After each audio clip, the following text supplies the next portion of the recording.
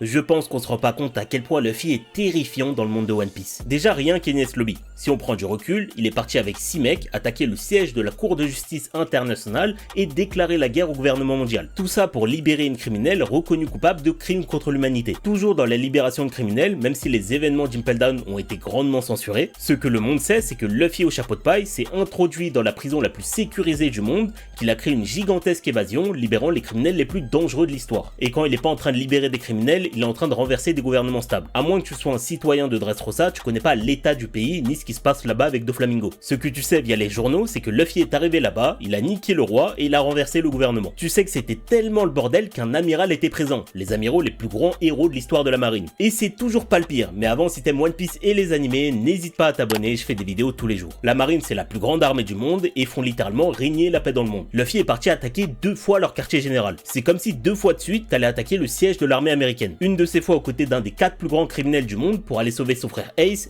le fils de Roger. Nous on l'aime bien Roger, mais dans One Piece c'est le mec qui a lancé la plus grande vague de criminalité de l'histoire. Et la deuxième fois c'était aux côtés du meilleur pote de Roger. Juste avant ça il a tabassé l'un des mecs que le monde considère comme des dieux, et il a fait tout ça, c'est-à-dire attaquer le siège de la Cour de justice internationale, la prison la plus sécurisée du monde et le siège de la plus grande armée du monde en 6 mois. Après ça on pensait qu'il était mort pendant 2 ans, il est revenu et en 3 mois il a renversé un gouvernement, tabassé 2 des mecs considérés comme les rois du monde criminel et kidnappé le mec le plus intelligent au monde.